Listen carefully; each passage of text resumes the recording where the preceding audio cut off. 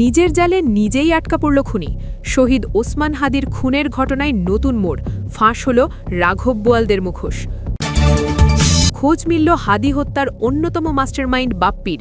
যমুনা টিভির অনুসন্ধানে জানা গেল ভয়ঙ্কর তথ্য। এবং সর্বশেষ দেখবেন হাদি হত্যার পেছনে মির্জা আব্বাস ও স্বরাষ্ট্র মন্ত্রণালয়ের ভূমিকাই বাকি। বিস্তারিত প্রতিবেদন। এতক্ষণ শুনছিলেন সংবাদ শিরোনাম, এখন থাকছে বিস্তারিত। শহীদ শরীফ ওসমান হাদি ইনকিলাব মঞ্চের মুখপাত্র, যাকে কয়েকদিন আগেই খুন করা হয়েছে। আমরা হুন্নে হয়ে খুঁজছিলাম ফয়সাল করিম মাসুদকে, কিন্তু আজ সকালে যা দেখলাম তাতে পুরো বাংলাদেশের মানুষের চোখ কপালে উঠেছে। খুনি পলাতক? খুনি কি আন্ডারগ্রাউন্ডে, নাকি খুনি মন্ত্রণালয়ের ড্রয়িং রুমে বসে চা খাচ্ছে? কেন এই লুকোচুরি? প্রমাণ লোপাটের চেষ্টা কেন?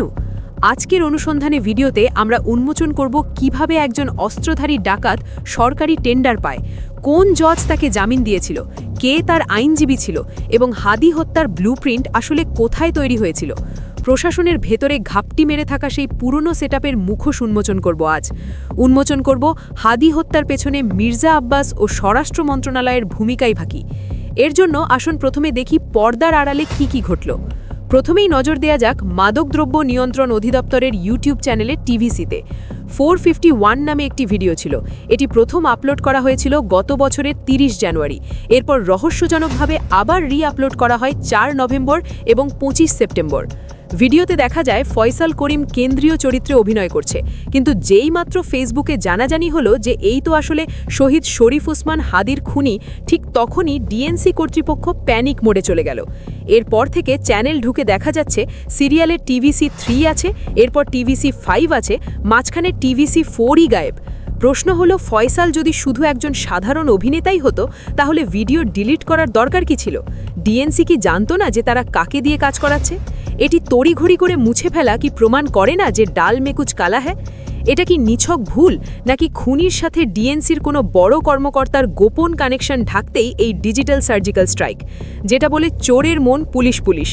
ভিডিও সরিয়ে তারা কার্যত স্বীকার করে নিল যে তারা অপরাধের সাথে জড়িত ছিল। শুধু অভিনয় নয়, কেঁচো খুঁড়তে গিয়ে এবার সাপ বেরিয়ে আসছে। ইনকিলাব মঞ্চের সদস্য সচিব আবদুল্লাহ আল জাবের একটি মারাত্মক অভিযোগ এনেছেন। তিনি দাবি করেছেন এই টিভিসি তৈরির 3-4টি ফোন ফয়সাল নিজেই পেয়েছিল। অর্থাৎ খুনি ফয়সাল শুধু অভিনেতা নয়, সে একজন সরকারি ঠিকাদারও। তার নিজস্ব কোম্পানির মাধ্যমেই এটি তৈরি। ভাবুন একবার, স্বরাষ্ট্র মন্ত্রণালয়ের ফান্ড বা জনগণের ট্যাক্সের টাকা গেছে খুনির পকেটে, আর সেই টাকা দিয়েই হয়তো কেনা হয়েছে শহীদ ওসমান হাদিকে খুনের বুলেট। আবদুল্লাহ আল জাবের প্রশ্ন তুলেছেন, 5 আগস্ট বিপ্লবের পরও প্রশাসনের ভেতরে ঘাপটি মেরে থাকা আওয়ামী লীগের পুরনো সেটআপের লোকজনই কি ফয়সালকেই কাজ বাড়িয়ে দিয়েছে? 2024 সালের 8 নভেম্বর মোহাম্মদপুরে আদাবরে অস্ত্রের মুখে 17 লক্ষ টাকা লুটের সময় হাতে নাতে গ্রেফতার হয়েছে এই ফয়সাল, যার নামে অস্ত্র মামলা আছে, ডাকাতি মামলা আছে। সে জেল থেকে বেরিয়ে কিভাবে সরকারি টেন্ডার পায়? তাকে ভেরিফাই করার দায়িত্ব ছিল কার? ডিএনসির কোন কর্মকর্তা এই ফাইল পাশ করেছিলেন? আজ তাদের নাম প্রকাশ করতে হবে। এই ভিডিওর সবচেয়ে সেন্সিটিভ এবং গুরুত্বপূর্ণ পার্টটা ফয়সালের জামিন। ইনকিলাব মঞ্চ সহ বিভিন্ন মহল মনে করছে ফয়সালকে জামিনে বের করা হয়েছিল স্পেসিফিক একটি অ্যাসাইনমেন্ট দিয়ে, আর সেই অ্যাসাইনমেন্ট হলো শরীফ ওসমান হাদিকে খুন করা। মঞ্চের অন্যতম নেত্রী, ডাকসুর মুক্তিযুদ্ধ আন্দোলন বিষয়ক সম্পাদক ফাতেমা তাসনিম জুবা বলেন, আমার কিছু নির্দিষ্ট প্রশ্ন আছে যার উত্তর জাতি জানতে চায়। 1. কোন জজ এই রায় দিয়েছিলেন? অস্ত্রসহ গ্রেফতার হওয়ার ডাকাতি মামলার আসামিকে এত দ্রুত জামিন কোন যুক্তিতে দেওয়া হলো? সেই বিচারকের নাম এবং প্রোফাইল আমরা দেখতে চাই। 2. কোন আইনজীবী জামিন করিয়েছিলেন? সেই আইনজীবী কার হয়ে কাজ করেন? তার পলিটিক্যাল ব্যাকগ্রাউন্ড কি? এই প্রশ্নের উত্তর অবশ্য ইতিমধ্যেই আমরা পেয়েছি। তিনি হলেন বিএনপির ধানের শীষ প্রতীক থেকে সংসদ সদস্য হতে যাওয়া ব্যারিস্টার কায়সার কামাল। 3. তদবিরকারী কে? সরকার বা প্রশাসনের কোন প্রভাবশালী ব্যক্তি এই জামিনের জন্য ফোন করেছিলেন বা তদবির করেছিলেন? তিনি বলেন, ফয়সাল তো একা নয়, সে কার দ্বারা নিয়োগকৃত? কার চ্যানেলে বা রেফারেন্সে সে ইনকিলাব মঞ্চে অনুপ্রবেশ করার চেষ্টা করছিল? সেই নেটওয়ার্কটা উন্মোচন করা জরুরি, কারণ সে শুধু ট্রিগার চেপেছে, কিন্তু বন্দুকটা তুলে দিয়েছে অন্য কেউ। তাকে জামিনে বের করা মানেই তাকে খুনের লাইসেন্স দেওয়া।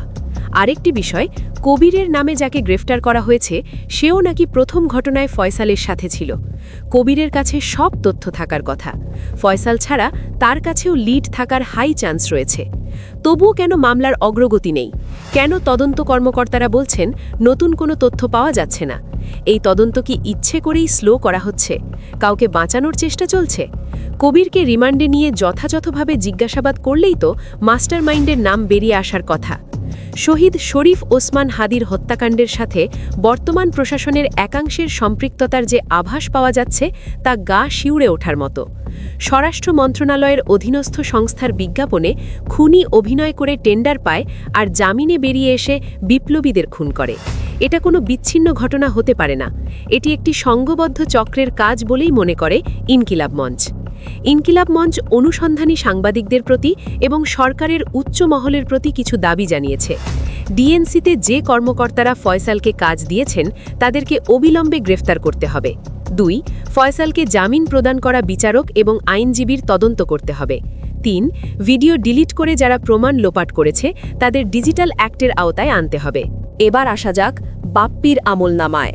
ইনকিলাব মঞ্চের মুখপাত্র শরীফ ওসমান হাদি হত্যাকাণ্ডের অন্যতম মাস্টারমাইন্ড হিসেবে নাম আসা কে এই তাইজুল ইসলাম চৌধুরী ওরফে বাপ্পি?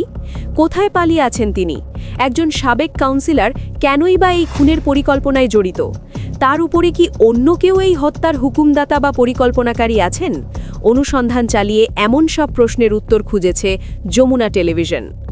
কলকাতার রাজারহাটের ওয়েস্ট বেড়াবেলি মেঠোপাড়া এলাকা, ঝনঝনগুলির 4 তলা ভবনের 2য় তলায় A3 ফ্ল্যাট। 6 জানুয়ারি রাতেও এই ফ্ল্যাটে ছিলেন ঢাকা উত্তর সিটির 6 নং ওয়ার্ডের সাবেক কাউন্সিলর তাইজুল ইসলাম চৌধুরী ওরফে বাপ্পি। বাপ্পিকে পাওয়া না গেলেও ওই ফ্ল্যাটে দেখা মেলে পলাতক শেরেবাংলা নগর থানা স্বেচ্ছাসেবক লীগের সাধারণ সম্পাদক মুশফিকুর রহমান উজ্জ্বল, একই থানার স্বেচ্ছাসেবক লীগের সহসভাপতি সজিবুল ইসলাম এবং ঢাকা বিশ্ববিদ্যালয় ছাত্রলীগের সাবেক সাধারণ সম্পাদক ওমর শরীফের।